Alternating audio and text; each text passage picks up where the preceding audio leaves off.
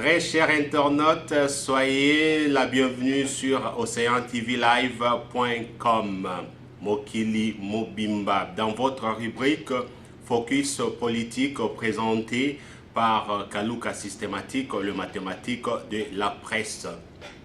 Nous venons une fois de plus chez vous pour vous apporter l'information sur l'actualité politique dans la République démocratique du Congo.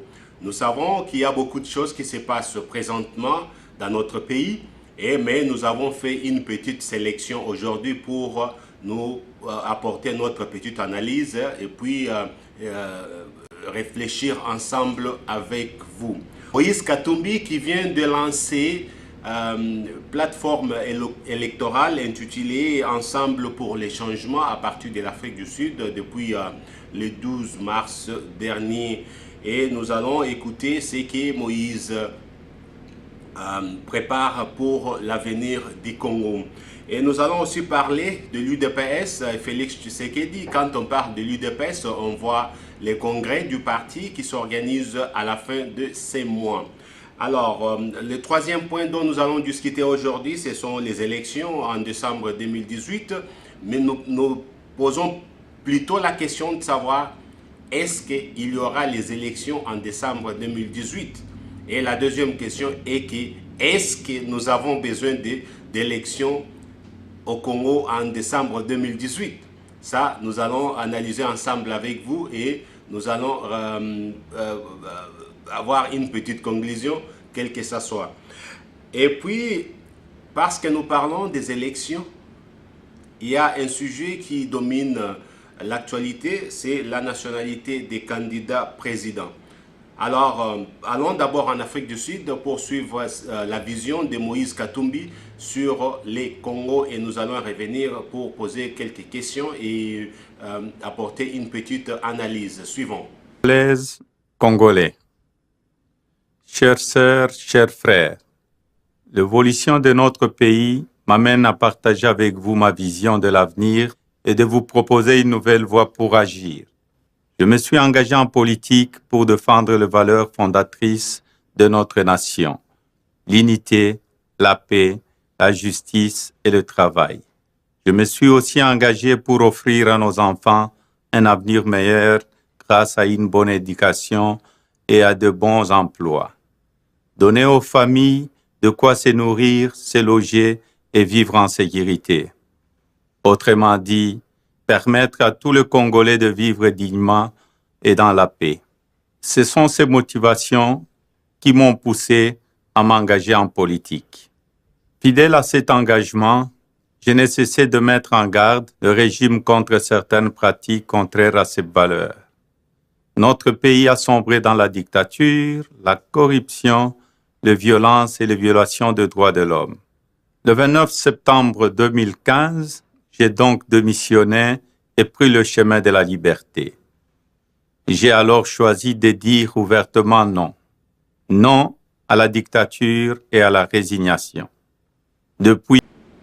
Ok, ça c'est M. Moïse Katumbi Chapwe qui lance sa plateforme électorale Ensemble pour les changements. Maintenant, il y a plusieurs questions que les gens se posent. Nous avons discuté avec certaines personnes en privé et aujourd'hui nous amenons ça sur le milieu public. Batbazo lobela mingi bazo mituna babike. Pona nini Moïse a lancé plateforme lelo tango keno ba calendrier électoral ezana numbutu mbutu dépôt ya ba candidature et bandi na noté. Donc, pona nini lelo abimisi mouvement nae oyo ebengami kombo ya Ensemble pour les changements. Pourtant, bazalaki na rassemblement, baroy ko solana no pe na rassemblement pour babimisa candidat peut-être ya rassemblement. Est-ce que basololaki na rassemblement ba yokanité ou bien ezali système ga ke nona ke ndenga moko po nazana makoki. Alors ça c'est une des questions que les gens se posent. Ici, nous sommes là tout simplement pour amener l'information sur les milieux publics et puis amener de vue des gens qui ne sont pas à mesure de venir à la télévision pour mettre ça dans le milieu public et puis total andenge nini to merope ko sala mo analyse moko ya moke kaka. Moïse Katumbi oyo azana exil moyen azonga Congo ezati sikoyo ye wana lancé déjà masolo na ye libanda, c'est-à-dire que nos campagnes électorales déjà ebandi déjà en coulisses. Qu'est-ce qui s'est dit? Est-ce que Moto a joué jeu ya Kabila te ou bien azali penza que non azali honnête ou bien azali genuine comme on dit en anglais, donc na makambo ya zo sala to meka otala ngona tango basala ki accord ya Saint-Sylvestre na décembre année 2016 bayokana ki que non l'une des conditions pour élection ça mamalamu il faut ba Moïse Katumbi ba prisonnier politique ou bazali banda bazong ba exilé politique bazali banda bazonga ba prisonnier politique oyo bazana prison na Congo ba bimisa bango comme ça makambo ekende. C'est comme si wane salamité chiba la ba parachité premier ministre tout ça, donc ça c'est une histoire autoïbi déjà. Mais ce qu'on y Moïse a lancé ma solo assurance au azana ngo ya que notre donc na dernière minute ba ozongi ça y est na Congo ou bien a ozala toujours kaka libanda. Alors ça c'est une question oyo toza komituna. Depuis Moïse Katumbi a lancé candidature nae makambo eloba mi ebele na ba réseaux sociaux na ba journaux tout ça, donc je pense que bato ba landa actualité ya Congo ba yebi makambo nationalité na ebimi libanda donc ba douter nationalité na ye ba mususu ba lakisi na ba document ya oloba keno azaki na nationalité italienne a renoncé yango tout ça. OK, waneza makambo ezoloba na ba document ezobima sur les réseaux sociaux to éviter ce qui ezali ya solo ce qui ezali ya solo te, mais biso musala na biso ezaka no to memela bino oyo ezotambola. Alors dikambo nationalité bimisi makambo ebele. Il y a de cela 2 ou 3 jours, Pierre Lumbi na Kinshasa, à la conférence de presse au Batenaki, a lobby que non, ceux qui ba mandi makambo nationalité wana tokoya ko ningisa liboke ya banzoi et ko bimae swa batu. Donc c'est-à-dire que non, makambo ebele zo bombama na sima wana ya ba nationalité. Sikoyo to kende pai to zonge pai biso tozali awa te pona ko sala banalisme moko bo bien ko za na fanatisme ou bien ko défendre loko to éviter. Lokola Moïse Katumbi a lancé candidature a lancé déjà intention na ya ko la candidat à la présidence de la République. Total asikoyo du point de vue conditionnel oyo c'est ni apesi pour motu azala candidat. Alors toko se référer liboso na loi électorale article 103 il y a loi électorale. Et lobby boyi. Et lobby était condition pour être candidat président de la République. La première condition, posséder la nationalité congolaise d'origine. Tout les manas nous place wana. Ba lobby que nous osala na nationalité congolaise d'origine. Nationalité congolaise d'origine et la kisenini. Nous allons trouver la réponse dans la Constitution de la République. La Constitution de la République, l'article 10 de la Constitution de la République démocratique du Congo, et le biboye, na makambo oyo etali nationalité congolaise. Bopé sanga mwata. Donc, awa tozoya, toza na méthode scientifique, c'est-à-dire que non, tout avec preuve à l'appui. Analyse na biso ou bien argument na biso est basé sur les faits que nous avons. L'article 10 de la Constitution dit ceci: la nationalité congolaise est une et exclusive et ne peut être tenue concurremment avec une autre nationalité. Donc c'est-à-dire que tout le monde a nenge mususu muto akoza na double nationalité te sokoza na nationalité congolaise okoza na nationalité mususu te. C'est-à-dire que non, ceux qui ont la nationalité mususu, aux congolais. Congolais, la nationalité moko congolais. Donc, wana nde constitution et lobby. Alors, la nationalité congolaise est soit d'origine ou soit d'acquisition individuelle. nde siko eloko oyo balobi na auto tanga kuna condition que non tu dois être un Congolais d'origine. Sikoyo Congolais d'origine est la kisinine. Constitution est continuée. Et Congolais d'origine, toute personne appartenant au groupe ethnique dont les personnes et les territoires constituaient ce qui est devenu la République démocratique du Congo aujourd'hui, à l'indépendance. C'est-à-dire que non, Moutounion so azo appartenir na ba tribu, na ba groupe ethnique ya Congo oyo ezalaki na kati ya Congo le 30 juin 1960 azali Congolais d'origine. Sikoyo ba tribu wana ezali wapi, na ba territoire wana eza wapi.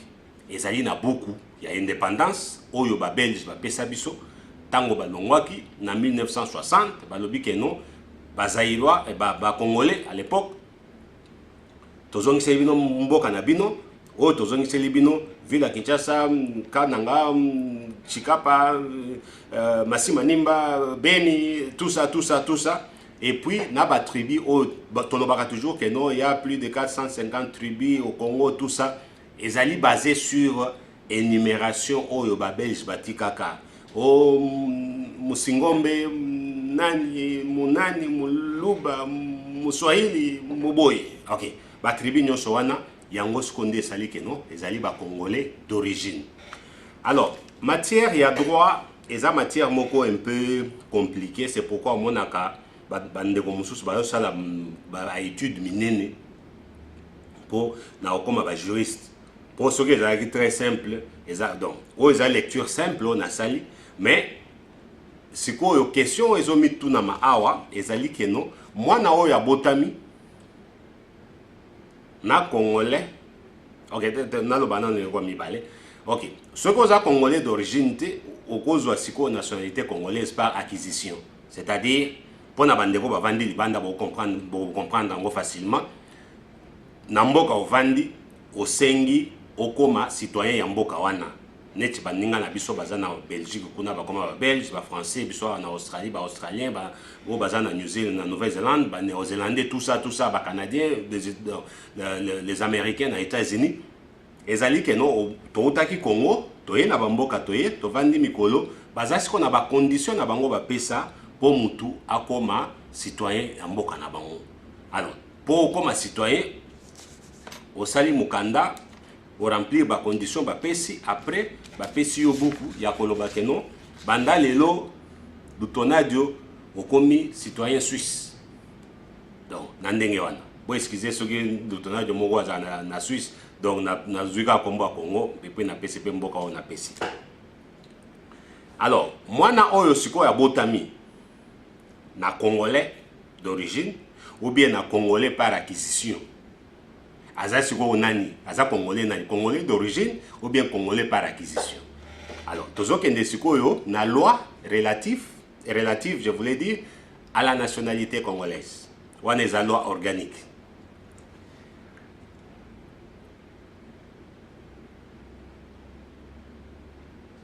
OK. Elobi boye. Article 2 ya loi wana elobi ke de la nationalité congolaise d'origine. L'enfant dont l'un des parents, le père ou la mère, l'enfant qui est né, l'un des parents, papa ou maman, Congolais d'origine, automatiquement il est payé Congolais d'origine. Papa ou maman, Congolais par acquisition, il est payé Congolais par acquisition. Donc je pense que tu comprends déjà. Donc, Mouto a kotia loboko likolo. Donc, parce qu'on parle de Moïse Katumbi Lelo, toyebi que non, Moïse Katumbi, selon ses propres dires, papa nae, ayebani que non, c'est un étranger, mais maman nae, Congolais d'origine, donc, Nakatanga. Alors, na côté wana, je ne vois pas pourquoi Tobanda ko s'éterniser sur cette histoire, il y a nationalité, il y a Oloba que non, aza italien, aza boyoke. Ce qui document oyotambola sur les réseaux sociaux, il y a que non a renoncé à qui nationalité italienne en 2016. Et ça vrai, c'est que dans Ouazagi gouverneur, c'était par tricherie. Donc, mais, donc, toujours un candidat président, donc, c'est-à-dire que non, Ok, toutefois, nationalité, on dit que les Amozara n'ont moko. Alors, ce qui a zalaki nango, c'est-à-dire que non, à Trichaki Masolo, on a un dossier à retraiter jour moussous. Mais pour le moment, s'il a renoncé à ça, c'est-à-dire que non, à détenir nationalité Mogogaga, nationalité congolaise, et il a plein droit, il y a Rocha Moussa Pilikolo, pour poser candidature naïe. Alors, ce que je demande à mes frères et sœurs congolais, ezali que non, nous sommes dans une démocratie, toujours mais la démocratie en haut. To bandape koye kolaka, to zape na moi esprit moko ya tolérance. Neti ndenge makamuna zoloba, ah je pense que batumusu peut-être ba sepela na ngote, mais bon tolérer quand même que non, na expliquer oyo nga nazomona. Si par exemple yope olingi o répliquer avec des arguments, oye nango comme ça to sali moi débat à la fin to trouver moi compromis ou soit yo des arguments na yo au PC élément et sali que non. Il y a eu le dessus, ou bien il y a eu, donc c'est comme ça, c'est ça la démocratie. Donc, égalité que non, parce que, surtout ma rumeur, tout est comme ma rumeur. Alors, on ne peut pas s'éterniser sur ça. Nous passons maintenant à l'UDPS. Ok, suivons d'abord Félix Tshisekedi, à sali moi, point de presse naïe. Après, nous allons revenir sur ce qui se passe au sein de ce parti. Allons-y. Pour le congrès na biso, na koki kozala na assurance. Ya koyebisa bino que congrès et kozala na mois de mars oyo.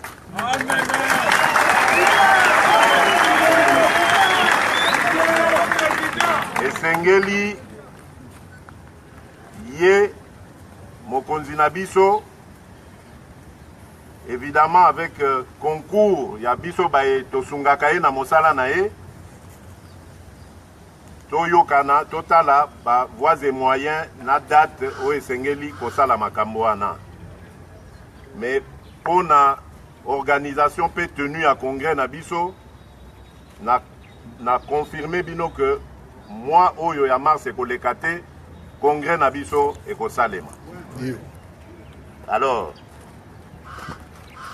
pour na bongo, boyebi que congrès na biso ezali congrès historique. Parce que ezali premier congrès et salemi oyo président na biso historique pe a kozala te. Et kozala congrès oyo ekopona successeur ya Etienne Tshisekedi wa Mulumba. Yango wana lelo na miso ya bino bandeko na ngai. Na miso ya Nzambe aza likolo. Pe na miso ya opinion o nyonso eza kolanda biso à travers ba média. Na annoncer bino que na kozala candidat successeur ya président.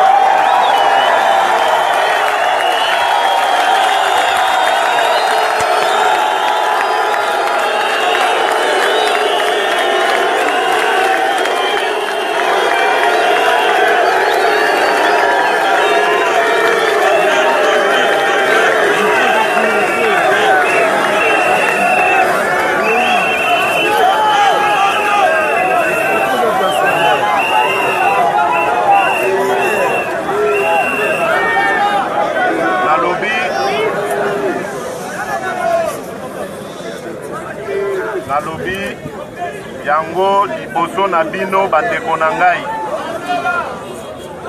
Liboso ya Nzambe aza likolo. Pe liboso ya opinion mobimba national et international. Na annoncé bino candidature na ngai na succession ya Etienne Tshisekedi wa. Ok, rien à ajouter. Le congrès va se tenir à la fin de ce mois, selon les dernières informations. Où ils ont une vidéo en athée. Et puis, Félix Tshisekedi s'est déclaré candidat à la succession de son père. C'est comme un tamboula ebele na réseaux sociaux. Bato baza kofinga Tshisekedi ba mususu ba fingi na baluba ba mususu ba kofinga idepetse. Donc eleki ebele. Alors, pour je ne suis pas membre de l'UDPS. Nazoloba en tant que journaliste, je ne suis pas Moïse Katumbia, la nationalité, ainsi de suite. Je ne sais pas éclaircissement selon le texte. Nangai na yo, ceux qui sont membres de l'UDPS, muto a cause la président UDPS c'est les kamuna bisote to go sala opinion ya libanda ya ke muto wana boyi mais to ko influencer yango te bato bazana makoki ya ko influencer qui pourra diriger l'UDPS ezali kaka ba membre votant ya l'UDPS. Je voulais donc nazo insister ba membre oyo bazana droit ya ko voter na l'UDPS na balwa na bango pe ezali ke non il faut za na carte de membre oza siko futa ba mbongo na ya membership ozala en cours nango po ozala na droit ya ko voter. Alors bato wana nde bako décider nani ako diriger parti na bango. Alors nalingo beta c'était ce ko likambo oyo ya ko lobakeno Félix na famille Tshisekedi bamemi bazozo Congo net patrimoine na bango familial ainsi de suite. Après, bat Moussous peut accuser que non, Tshisekedi a bomisi batu ebele na Congo, tout ça. Je pense que tous là quand même, tous on a nous sima, tous on gasima mouké, tous mais qu'on analyser les solos. Ok, donc on a nous musikate. Balaïque catholique, le mois passé, janvier 9 février, balansaki opération ya Keno, tout ça la marche pacifique pour na respect il y a accord il y a Saint-Sylvestre tout ça makambo tambola pour mboke kende liboso ezali droit na bango en tant que citoyen ya mboka wana na souci na bango. Alors quand les gens sont sortis dans la rue, Kabila a tenu machine nae a bomi bango. Qui est la personne à condamner dans cette histoire? Ezaba laïque catholique ou bien ezali muto a mimisi mundu ya ko boma bato. Alors, je pense que donc, Congolais PR mokototi ka ba sentiment mo boyezanga tina. Tango mutoazo sala mabe asa en face de vous. Mutoazo sala mabe na place où ezali Kabila avec sa machine à tuer. To marché ba moté. Ba laïque catholique ba bimi na ba chapelet na ba Biblia on simbi na maboko. Ba kei bazo réclamer que non, bo respecter mibeko, to lingi to sala élection na kachamboka. Alors, tant que Kabila zotinda ba militaire nae na ba bomi nae ba ke ba bomi batu. To kono ba keneza faute ya basango. Sango aza mutu neti batu nyos. Sango amoni ke makambo zotambola malamu te. Alobi ke no to tambola to réclamer makambo échanger na mboka.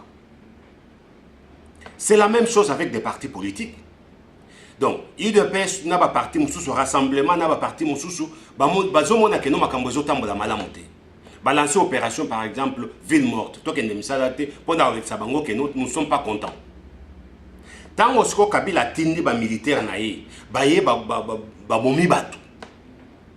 Donc la responsabilité à Komomutu. Ezali na bato ba lobaye que notre tellement ou bien ezali na bato ba zo bomba batu boyebi bango très bien. Kabila avec son armée, sa police, c'est ça des gens, ce sont ces gens-là qui tuent les gens.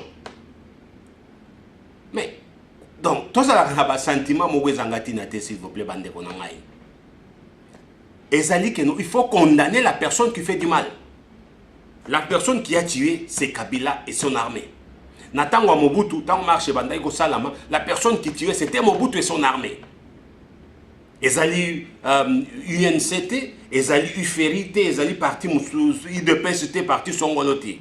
Tant on va partir, balobi que non, toujours réclamer tout ça là et l'okoboy. Et donc, et ça c'est quoi que non? Ezali droit.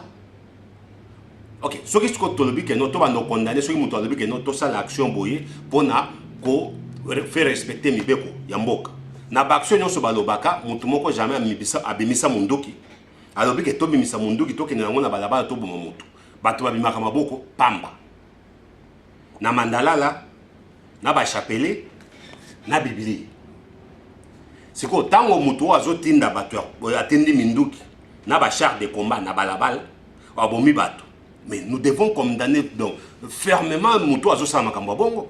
Tokolo bateke no sango lokola lobaike no tobima comme responsabilité à sango. Non. Alors, si nous raisonnons comme ça que nous peut-être nga na CMO na lobby que non les loyo to kende ça la sitting na palais du peuple pour na ko réclamer eloko songolo. Toke kuna to sali sitting Kabila atindi nani machine à tiwete mais ba sécuriser nda palais du peuple par exemple. Allez, to yembi to beti ba mbonda ndenge to sala na ba poto aw. Après erekoki to palangani. Muta okufa te. Mais ce qui se compte tobimi, quand on est tobima na poto na Belgique na partout place ça peut marche. Tant police ayaka, ça soit encadré biso que no to longwa na nzela o to lokende te to kota na lupango ngana te. Est-ce que muta okufa? Alors, sikoyo na Congo, Kabila tue les gens. On les a condamné, Kabila, vous avez condamné, IDPS, laïc catholique, tu sais que... Non, soyons quand même sérieux. Soyons très sérieux. Soyons sérieux. Donc, et donc on a joué la place sur les alliés, non? Toti kaka, makambo ba sentiment, na makambo ya mboka. Mboka izo kende, mboka se keyi. Bato bazo souffrir mingi. Moïse Katumbi abimi awa. Talaba makambo izo bima, belé, tout ça. Mais c'est un citoyen comme tout autre citoyen. Ce qui est linga action a été sanctionné une élection. Ce qui est linga action il y a Félix Tshisekedi dit ce qui est électeur, je dis bien ce qui est électeur pour ebele peut tous aller à tous loba, tous appels ba électeur pour nous détenons ba nationalité en boka mususu, tous appels na droit ko voter na Congo te. C'est quoi, ok, nous pourrons influencer Batuna Biso Toko et Bisabango vérité, Nexinenge toujours le baboye. Jour à vote, ce qui est au Salama, Boke Boche Libaya, Pona Batu Oyo, Baron Sala. Mais Toko Pekisa Mutumo côté que nous avons Sapilicolo, ce qui a rempli les conditions. Démocratie ndeyamwa, les alliés que nous, tant que nous avons Sapilicolo, les conditions les alliés Oyo, c'est ni épais. Ce qui a rempli les conditions, on a na droite, yo na droite, ya ko pekisa ye. OK, awa lelo tozo lebela Moïse Katumbi, tozo lebela ba Tshisekedi Félix, tozo lebela ba mususu. Mais ba majorité ba accident moto ya bango te. Donc, distraction na biso zana nuka, Moïse Katumbi, ba azui lumbe en Afrique du Sud. Mais c'est tout à fait normal quand tango moto azali figure politique, a cause lumbe nae, c'est normal. George Bush pe azoki lumbe na Irak kuna ba boakele kutuna soulier. C'est ça donc comme on dit Donald Trump azoka lumbe mikolo nyoso atolobelaka ye. Poutine yo mikolo azana ma ya moto lumbe de partout. C'est comme ça, c'est donc un politicien il faut azoka lumbe wana. C'est tout à fait normal. Jacob Zuma côté en Afrique place azaki lumbe tous les jours tina ndenge ayoko démissionner a. Kabila yewana donc tozo cha lumbe mikolo nyoso donc siko Moïse Katumbi nde photo tika ye. Non, c'est que non lumbe toche mais ego telemisa action a été akokende ndenga okende place na biso ba électeurs congolais ezali que non to sanctionner na élection. To sanctionner na élection c'est donc ndelo ego soki pe élection ego salam. Alors, mais qu'on s'attaque à ma famille, qu'on s'attaque à ma tribu, pour... C'est canal mouké. Bandego mususu baketi loin ya ko bakeno balu bazo sala binom de muto bobe bisa Congo mais dit soyons quand même sérieux les kamba mulu bana kacha ezali nini ezali keno Félix Tshisekedi azali membre ya UDPS de net ba membre mususu azana droit na ye ya kucha musapilikolo koloba keno lingo zala président secrétaire soki ba poste nini ezali mais lelo ba sala nini élection à président bandeko mususu pe batia maboko likolo bato ba ko sanctionner ezali bato ba voter na UDPS mais ezali ngai na bino te to bandaka awa au lieu total makamde côté ezokende tozo kota ba distraction inutile et comme il kambuya e bali baza assoiffé de pouvoir boye mulu bani ça comme président na Congo depuis Congo banda Tshisekedi mpe ndenge bozolobele wana tikala kozala président na Congo te azalaka premier ministre ya quelques jours sikoyo donc kobebisa mboka oyo babebisi na nini bato babebisi mboka bozolobela bango te Mobutu azalaki na présidence pendant 32 ans amemi pays na ruine. Allez, personne n'en parle. Moto alobelaka yango te. Nani Kabila avec sa bande, Kabila père fils, donc ça fait 21 ans déjà, donc depuis Bayaka. Mais moto alobela wana te. Mais ce qui se passe, moto moko pour télémi quelque part, oh un politicien quelque part, Nemanda Nsemi et Gabriel Mokia. Allez, biso toi tout comme trop s'acharner sur ces gens. Non. Et ça droit na bango ba chapé maboko likolo. Tant moto azo na vision na ye toyoki. Ce qu'on moni que non ça ne va pas, ko bambe mabanga te. Tant élection est commis, tu as un vote na moto yo moni que non au salé. O akosala makamala moyo zo sepela nango. Po kozala wana eza kokotisa koyina na pamba na likambo oyo eza na tina te yango nde nazosenga biso surtout bandeko na ngai diaspora biso toza na bamboka oyo ba démocratie eza toyebaka déjà moi tolérance démocratique c'est ça la démocratie soki moto abimisi masolo na ye donc soki osepeli nango te otiki ye asala makambo na ye jour bokoma jour ya vote oche libaya na mutu oyo oche likasa na yo na mutu oyo monike non akotamusa makambo très bien. Donc la tolérance c'est ce que je demande à tout le monde. OceanTVLive.com mokili mobimba kaluka systématique oyo ya bino.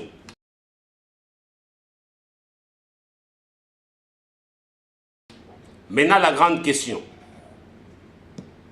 est-ce que l'élection en moto en 2018 décembre 2018, le président a signé après ça le 23 décembre, plus précisément. Ça c'est juste une réflexion à haute voix. Est-ce que tu as vraiment besoin que l'élection soit le 23 décembre 2018? N'a pas condition haute. Est-ce que vous pensez que nous avons normal l'élection soit on est juste par réflexion et obima mais on a compte na bozino na koyebi sabino pourquoi na zotu na ba metu na oyo 2006 Kabila trichaki contre Jean-Pierre Bemba. Jean-Pierre Bemba a crié tout ça whatever.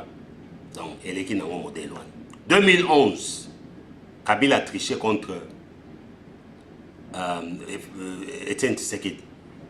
Wana mokili mobimbelo beli ba organismes internationaux tout le temps. Il est en 2018, Kabila est dans le pouvoir. Les autres élections, ils ont ça en 2016, c'est ça l'amitié. Toujours qu'il y a déjà deuxième année donc sans élection. Date où le 23 décembre, il y a la hâte pour Nikki Haley, ambassadrice des États-Unis, des Nations Unies, il y a qui tout ça, il y a bon. Ok. Toi, tu as une hypothèse que non? Élection au salam. Est-ce que vous pensez que nous avons des conditions aux élections au salam? Il y a deux premières élections Kabila a triché, tout le monde le sait. Les lots où ils ont battu, ceux qui ont se présenté, les sous qui ont se présenté, admettons que nous, dans la dernière minute, à parachuter, Moutunaye Mouroboy. Zoé Kabila, n'importe qui, Moissi Naye, donc. Janet Kabila ou n'importe qui, où il y a parti na bango, il y a côté na bango. Alors, vous pensez que ceux qui bango va parachuter Moutouana n'a pas condition au ça, c'est né ça na bango na bango, donc Satan a un résultat différent que où ça la qu'il bosso. C'est juste une question. Parce que tout ça déjà n'a pas précédent ni balé. 2006-2011. La même machination continue. Vous pensez que 2018-2019, c'est différent? Quand les élections sont organisées par la même personne ou bien par la même machine? Nazo lobate que non Kabila tika na pouvoir donc boyo kanga mabete. Si ça ne dépendait que de moi. Et puis ma caniso et c'est bandaï kobima déjà avant. Mosengo alobeli yango ba na yoka pe Félix alobela ki yango ba muso ba lobela yango transition sans Kabila. Raisonnement est que non pour écarter Kabila nanini Et puis, comme ça, la transition dirigée par exemple par un prélat catholique comme Monseigneur Mosengo, cardinal Mosengo maintenant, comme ça, co-organiser CENI, si moyen koki kozala na yebite soki moyen kozala ndeni soki bato bachaka pression soki communauté internationale soki nani oyo akosala keno Kabila alongwa na ye prélat catholique cardinal Mosengo azongi place wana ya président gouvernement ekwei tokoyi si gouvernement tokomi na collège ba secrétaire généraux ba diriger affaires courantes ya ba ministère sans premier ministre. Donc, ces collèges de secrétaires généraux, ils répondre directement à cardinal Mosengo, ils diriger ma solo. Les gens qui ne représentent pas des partis politiques, c'est-à-dire que non, tous les politiciens, partis politiques, groupements politiques, sont en dehors des affaires du pays. Bazali Banda va s'organiser pour la campagne, tant et comment. Kopanza Seni, Nengeza Sikoyo, Kotia Sikoyo, technocrate, c'est-à-dire que nos des administrateurs ya Seni, ou Bazali Basali ya l'État, pas des représentants de partis politiques. Comme ça, totali makambo ya enrôlement, recensement, makambo soto landeli banini, ba liste en ya ba électeurs pour identifier ces gens, donc électeurs et jalamoko kaka. Raison na zolo baboye. On a un exemple, donc, exemple live, live. Naebi batumi bale. Ah, on a vu déjà. Naebi batumi bale na Australie, oyo place ngana za awa. Bazana ba carte d'électeur ya Congo. Mais bango bazana Congo te bazana Australie. Mais ceux qui bateau bazan en Australie bakozana ba carte d'électeur donc identité donc vraie carte d'électeur ya Congo na ba photo na bango ba Congo makambo tout na ba adresse na bango na Congo ya bandako ya ba famille na bango na Congo mais so OK bango bazwa ki yango ezate que no po balingo frauder élection ezali ba makambo ko ya ba faire bani tout ça on ezaba ba je donc ba sujet mususu mais tout ce que j'ai dit est que ba Congolais ya Australie, mais balé, bazana ba carte d'électeur ya Congo.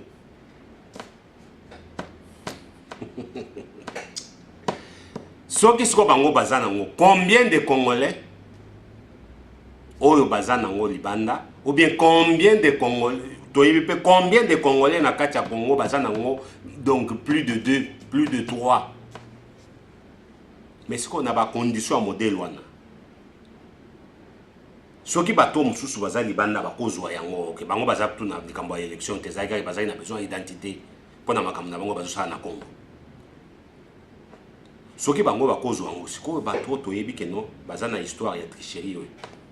Combien de bateaux basi ba organiser déjà que no ba s'enrôler plus donc to ba rapport ebima awa bana mike ba mineurs enrôlés des morts enrôlés tout. Alors na ba condition oyo wana za vinanga nazomona tina ya kosala ba élection leloti pour ceux qui tosali yango les résultats connus mais nazo plaider te que no Kabila tikala pour tosala yango te ezali condition ga que no Kabila longwe Seni ekufi tosali Seni mususu oyo dirigé par des employés de l'État bato to engagé bango avec expertise oyo makambo ya élection ba congolais comme des étrangers ils asiko par mérite. Ouf, na kati ya likambo wana batali siko makambo ba fichier électoraux tout recensement et salami identification allez tant to moni que non makambo eza vrai allez to lancer siko le calendrier électoral bato ba poser candidature to ke siko na ba élection apaisée et crédible ezo a 2 ans ezo a 3 ans je m'en fous je ne pense pas que non Congo na niveau ekomi lelo 2 ans ekoboma Congo te pour no essayer beba depuis 1960 lelo 2 ans mususu ya keno bolongo na ba dinosaure bato normal batikali ba sala musala nazomona ndenge ko mama yango te wana ezali ba makanisi oyo tozana yango alors et puis lelo siko eloko ezoka musanga ezaka makambo bando bima déjà mais subitement to komi na mode campagne électorale est ezali jeu ya pouvoir yango siko bato bazodute mpe na lancement ya ensemble pour les changements pour moment ekomi eza siko moment oyo keno maloba ebanda olobama ndenge mosusu mais soudain donc bacampagne ebandi Félix yango moto abanda olobela yango akomi mpe acourtiser oyo basolola na bakamere je voulais dire basolola na ba Eva Baiza tout ça donc mais toutefois makaniso yanga ezali keno organiser des élections à condition toza nango lelo nous aurons toujours les mêmes résultats qu'hier. Tant que nous raisonner, voilà na tiango na milieu public. Et bimi pas moto mususute, ça c'est sorti de chez Kaluka systématique, le mathématique de la presse. Merci une fois de plus. Nous allons revenir dans une autre édition avec beaucoup plus d'analyse. Soyez branchés toujours sur oceantvlive.com Mokili Mobimba. Alors, écrivez-nous, appelez-nous et nous disons très grand merci à tout le monde qui nous écrit et qui appelle et qui contribue d'une façon ou d'une autre. Nous sommes ici pour votre information. Merci.